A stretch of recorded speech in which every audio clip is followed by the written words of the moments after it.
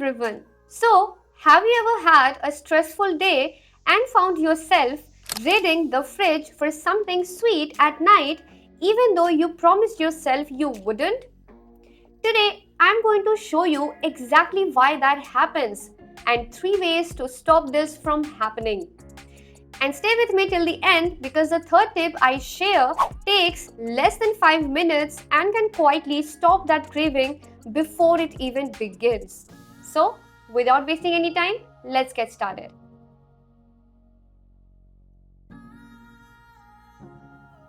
Okay, let's imagine this together. It's 9 pm. You have had one of those days, emotionally draining, mentally exhausting. The kind where you just feel tormented. You promised yourself that you would eat clean today. And you did. Almost. But now, you are standing in front of the fridge, almost possessed, hunting for something sweet. Chocolate, biscuits, leftover dessert, anything. And then comes the guilt. Why can't I control myself? What is wrong with me? But I want to share with you something today with a lot of warmth and without any judgment. There is nothing wrong with you. Your brain is not broken. It is actually running a very calculated survival script. And once you understand what's happening inside your head in that moment, you will never look at a sugar craving the same way again. Let me introduce you to something first. You know, your brain makes up only about 2% of your total body weight, but it consumes nearly 20% of all the energy your body produces every single day. So it is, without question, the most energy hungry organ you have. Now, here is where the story begins. See, when you go through a stressful, sad, or emotionally heavy day, something happens inside your brain. Your dopamine levels drop. Now, dopamine is the chemical responsible for motivation, reward, and that general sense of I am okay. But when it crashes, your brain does not just feel low emotionally, but it experiences something closer to neurological pain, a real physical fatigue. Now, your brain knows that a bowl of dal and vegetables will take time to digest and convert to energy. It does not have that kind of patience right now. It needs a cheat code, something that works in minutes. And it knows exactly where to find one: sugar. So now you give in. You take that first bite of something sweet, and almost immediately something shifts. The sugar hits your tongue, travels into your bloodstream, and lights up your brain's reward centers almost instantly. For about 20 minutes, the sadness lifts, the anxiety quietens, and your brain whispers, "We are safe. We made it." And in that moment, it genuinely feels like the right decision because for your brain, it really was. It got what it needed at that time.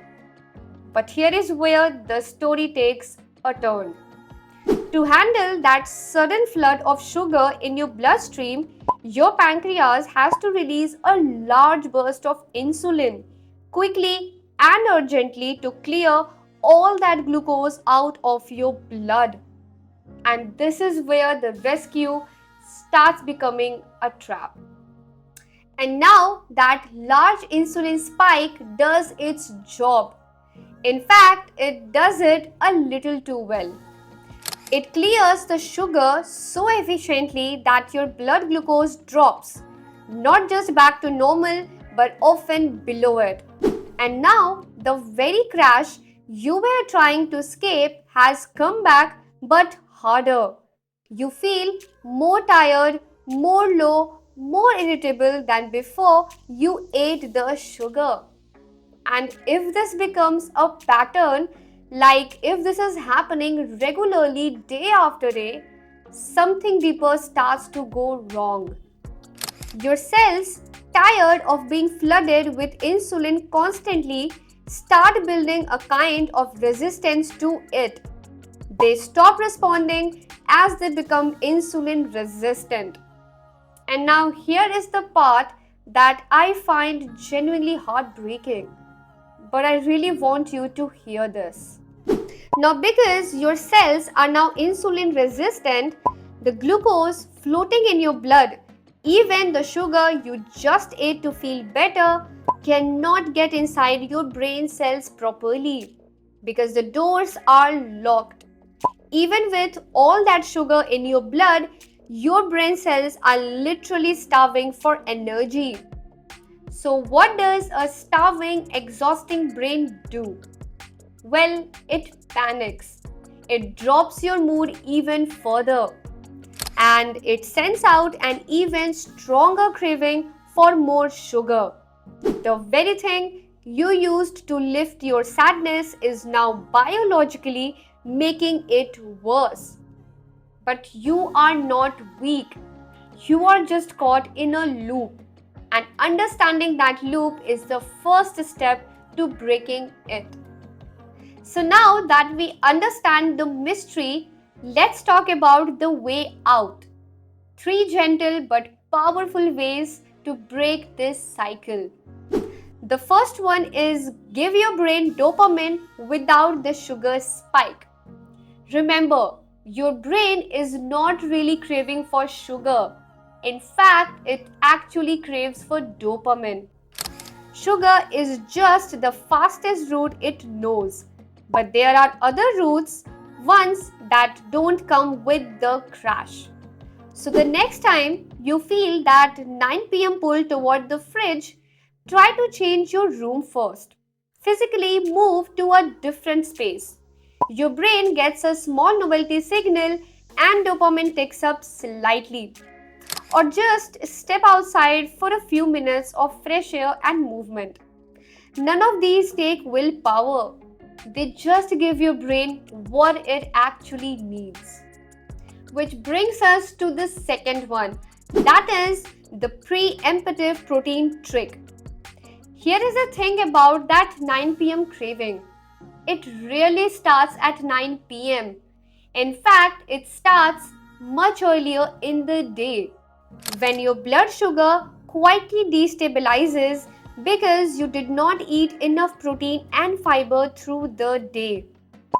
When your meals earlier in the day are built around good protein like eggs, dal, paneer, legumes, your dopamine baseline stays more stable throughout the day.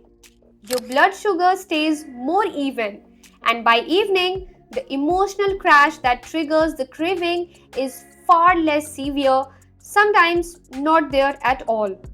So, the fix for the 9 pm craving is often what you eat at 8 am. That's how connected this all is. And the third one is remind your nervous system that the emergency is over. Your brain craves for sugar when it feels unsafe, when it is in that stressed, panicked state. And one of the most direct ways to switch off that state is through your breath. A few minutes of slow, deep breathing. Something as simple as breathing in for 4 counts, holding for 4, breathing out for 4, physically activates your parasympathetic nervous system. Your body receives the signal, the emergency is over. We are safe now. And as a result, your cortisol drops and the craving quietens because you addressed the actual biological trigger underneath it. So, to conclude, your sugar cravings after having a hard day are not your character flaw. They are your brain sending out a de-stress signal. And now you know exactly how to answer them. Just be kind to yourself. Follow those small shifts and watch how gently your body begins to find its balance again. And if you're curious about how this same stress that is driving your sugar cravings can create insulin resistance in your body, well, I have made a video exactly on that connection, and it will completely change how you look at your stress. I will link it right here. Go watch that next. Take care of yourself, and I will see you in that video. Until then, peace out.